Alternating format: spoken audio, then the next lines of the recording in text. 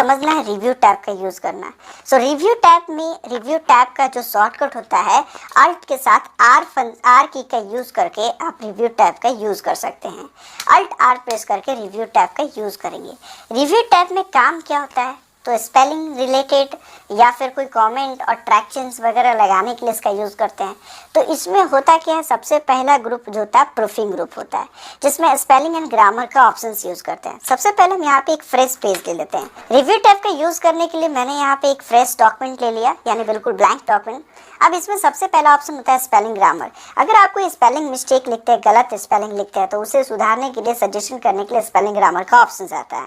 Suppose मैंने यहाँ पे एप्पल टाइप किया, APPLE एप्पल, और ये स्पेलिंग गलत है, इसको सजेस्ट करना हो, इसको सुधारना हो, करेक्ट करना हो, तो उसके लिए स्पेलिंग ग्रामर पर क्लिक करेंगे या F7 फंक्शन की यूज करेंगे। जैसे F7 पे क्लिक करेंगे स्पेलिंग का फीचर्स यहाँ पे आ जाता है, या आप स्पेलिंग ग्रामर पे भी क्लिक करेंगे तो वही फीचर्स इधर आ जाता है। आप इसको एप्पल को यहाँ पे क्लिक करके इसे चेंज कर सकते हैं, सिंपल लॉजिक है, या उसे इग्नोर कर सकते हैं। इस पर भी यहाँ पे राइट क्लिक करके भी वही बात आप यहाँ पे चेंजिंग वगैरह इग्नोर वगैरह कर सकते हैं। आफ्टर ऑल इसके बाद होता है इसमें डिफाइन ऑप्शन होता है। यदि इसमें होता क्या है कि अगर इंटरनेट कनेक्टेड हो और इसको अगर आप डिफाइन करना चाहते हैं, तो आप जैसे किसी वर्ड का डिफाइन करना चाहते हैं तो आप डिफाइन भी कर सकते हैं, उसका मीनिंग समझ सकते हैं। इसके बाद होता है थीजर्स। थीजर्स का शॉर्टकट होता है शिफ्ट प्लस F7। इसमें होता क्या है कि किसी भी वर्ड का एंटो और साइनो जानने के लिए थीजर्स का यूज़ करते हैं, मतलब एंटोनिम्स और साइनोनिम्स जानना। किसी भी वर्ड का समानार्थक शब्द और उसका विलोम शब्द जानना हो तो उसके लिए थीजर्स का यूज़ करते हैं। जैसे मैंने यहाँ पे वर्ड टाइप किया मैन, और मैन का एंटोनिम्स क्या होगा, मैन का सिनोनिम्स क्या होगा, वो जानने के लिए हमने यहाँ पे थीजस पे क्लिक करते हैं। जैसे हमने उस वर्ड को सिलेक्ट करके थीजस पे क्लिक किए तो यहाँ उसका सिनोनिम बता रहा है कि मैन का सिनोनिम होगा जेंटलमैन, ब्लॉक, काई, चैप, मेल और जेन। अब इसका सबसे एंटोनिम जो है वो दिखा रहा है वुमेन, यानी इसको जरूरत पड़ेगा तो आप एंटोनिम्स यहाँ पे चेंज भी कर सकते हैं। यानी जब भी आपको ऐसा लगता है कि किसी वर्ड का डिटेल समझना है या उस वर्ड की जगह पर कोई सिमिलर मीनिंग वैसा ही वर्ड डालना है, तो उसके लिए आप यहाँ पे थीजस ऑप्शन का यूज़ कर सकते हैं। यहाँ में मुझे मैन की जगह पे वुमेन करना है, तो इस पर सिंपल से इस पर क्लिक करेंगे ड्रॉप डाउन पर, और इंसर्ट पर जैसे ही क्लिक करेंगे तो मैन की जगह पे यहाँ पे वुमेन हो जाएगा। प्रूफिंग ऑप्शंस, प्रूफिंग ग्रुप के अंदर आपको वर्ड काउंट भी ऑप्शंस मिलता है, जिसमें अगर आपने कोई पैराग्राफ टाइप किया, यहाँ पे मैंने पैराग्राफ टाइप किया, अब इस पैराग्राफ के अंदर कितने वर्ड है वो जानना है तो वर्ड काउंट पर क्लिक करेंगे। वर्ड काउंट पर क्लिक करने के बाद एक डायलॉग बॉक्स ओपन होगा, जिसमें आपको अगर कहीं आपने कोई सिलेक्ट नहीं किया है तो बिल्कुल आपको ये सिंपल बताएगा कि इसमें पेजेस कितना है, वर्ड्स कितने हैं, कैरेक्टर नो स्पेस, बिना स्पेस के साथ टोटल कैरेक्टर्स कितने हैं, और कैरेक्टर्स विद स्पेस, अगर स्पेस को भी काउंट कर लिया जाए तो वो कितने कैरेक्टर्स होंगे, पैराग्राफ कितने हैं, लाइंस कितने हैं, वो बताता है वर्ड काउंट। इसमें और भी ऑप्शंस है कि यदि आप मान लीजिए कि किसी इतने सारे वर्ड को आपने ऐसे सिलेक्ट कर लिया, इतना ही वर्ड आपने सिलेक्ट किया, अब इतने दूर तक में कितने वर्ड है, कितने पेजेस है, कितने लेटर है, कितने कैरेक्टर है, वो जानने के लिए फिर वापस हम यहाँ पे वर्ड काउंट पर क्लिक करते हैं। सो वर्ड काउंट पर क्लिक करेंगे तो जितना आपने सिलेक्ट किया था उतने का डिटेल्स यहाँ पे बताएगा, उसका स्टैटिक्स डिस्प्ले करेगा, जिसमें पेजेस हमारे पास 1 है और हमने 9 वर्ड्स को सिलेक्ट किया है, और कैरेक्टर बिना स्पेस के साथ, कैरेक्टर स्पेस के साथ कितने हैं वो बता रहा है, पैराग्राफ कितने हैं, लाइन कितने हैं वो डिस्प्ले करेगा। तो इस तरीके से वर्ड काउंट का भी यूज़ कर सकते हैं। अगले स्टेप में आपको लैंग्वेज समझना है। लैंग्वेज ग्रुप के अंदर ट्रांसलेट और लैंग्वेजेस होता है। अगर आप किसी वर्ड को ट्रांसलेट करना चाहते हैं किसी दूसरे वर्ड, किसी दूसरे लैंग्वेज में, तो उसके लिए सिंपल ट्रांसलेट पे क्लिक करेंगे। लेकिन ये तभी काम करता है कि जब आपका डॉक्यूमेंट जो है ना, जब आपका ऑफिस जो है ना एक लाइसेंसी हो और इंटरनेट से जुड़ा हुआ हो, तो आप उसे ट्रांसलेट कर सकते हैं किसी दूसरे लैंग्वेज में, या लैंग्वेज की सेटिंग भी आप यहाँ से कर सकते हैं।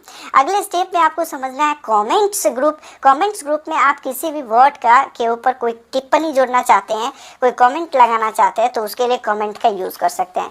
फॉर एग्जांपल मान लीजिए कि यहाँ पे कोई वर्ड है, एग्जांपल्स मैंने यहाँ पे वीडियो ही ले लिया, अब वीडियो के बारे में कुछ डिटेल्स आप यहाँ पे डिस्क्राइब करना चाहते हैं कॉल आउट बॉक्स निकाल के, तो उसके लिए आप न्यू कमेंट का यूज़ कर सकते हैं। न्यू कमेंट पर जैसे ही क्लिक करेंगे तो यहाँ कॉल आउट नहीं आया, लेकिन ये एक रिव्यू पेन आ गया, इसे रिव्यू पेन कहते हैं।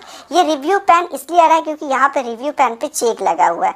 और ये रिव्यू पेन यहाँ पर एक और ऑप्शन की मदद से आ रहा है, क्योंकि यहाँ पे शो मार्कअप के ड्रॉप डाउन के अंदर मैंने बैलून्स के अंदर बैलून सेटिंग के अंदर show all revision in line किए हुए हैं। अगर शो रिवीजन इन बैलून्स किए होते, जैसे इस पर क्लिक करते हैं और यह रिव्यू पेन हटा देते हैं, तो जैसे अब आप इसको सिलेक्ट करके और न्यू कमेंट पर क्लिक करेंगे तो इसके साथ एक बैलून्स आ जाता है, यानी इसमें इसके बारे में लिख सकते हैं।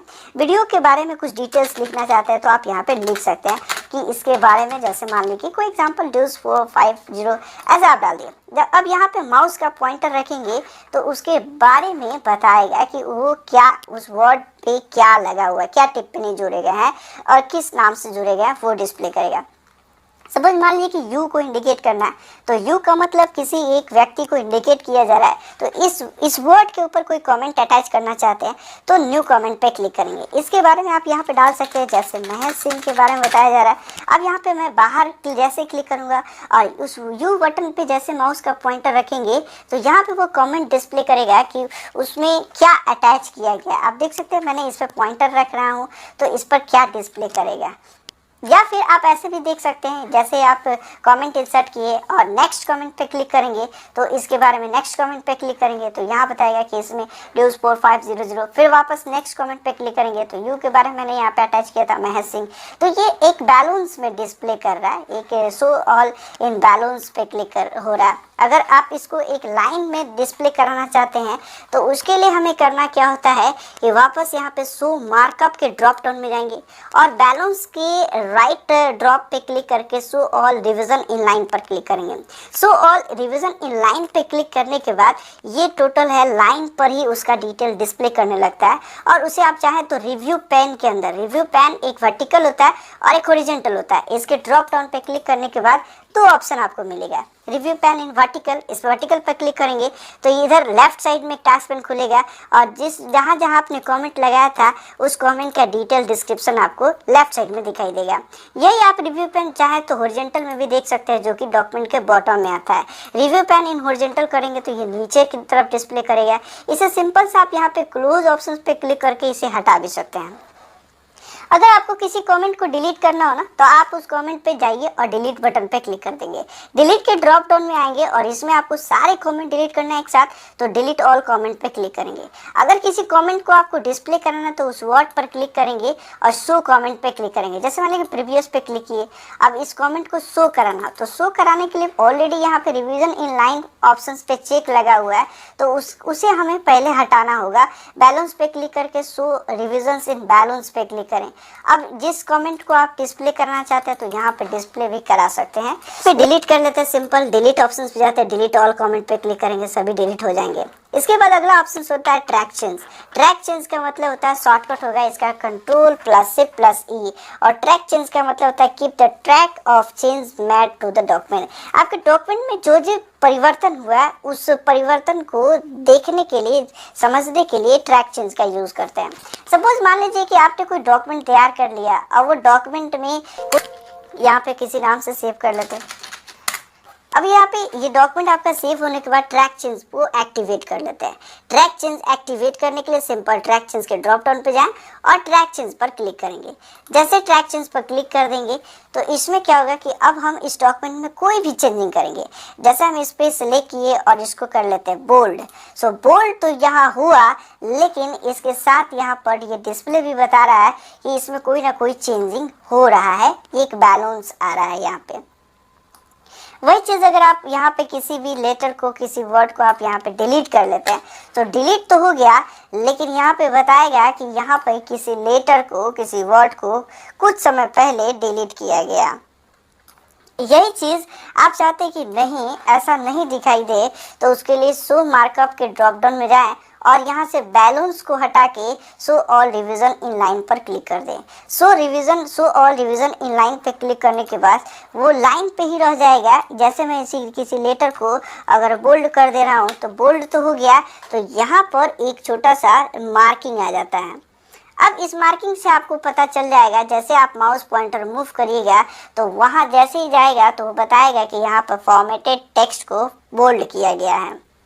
अब इसे आप चाहें तो एक्सेप्ट कर सकते हैं या रिजेक्ट कर सकते हैं। ये इसको आप चाहते हैं कि नहीं यहाँ बोल्ड होना चाहिए, तो आप इसे क्या कर सकते हैं, एक्सेप्ट कर सकते हैं। जैसे एक्सेप्ट करिएगा तो वो बोल्ड हो जाएगा। लेकिन आप चाहते हैं कि नहीं यहाँ बोल्ड नहीं होना चाहिए, तो आप इसे क्या करें, रिजेक्ट कर देंगे। रिजेक्ट जैसे ही करेंगे तो वो बोल्ड नहीं होगा। ये डाटा डिलीट नहीं हो तो उसके लिए क्या कर सकते हैं, रिजेक्ट कर सकते हैं। अगर आप चाहते हैं डिलीट हो तो उसे एक्सेप्ट कर सकते हैं। कि कोई भी डॉक्यूमेंट में एडिटिंग करते हैं तो एडिटिंग के बाद वो एक चांस होता है कि आप उसे ज़रूरत पड़ने पर इसे एक्सेप्ट कर सकते हैं या उसे रिजेक्ट कर सकते हैं।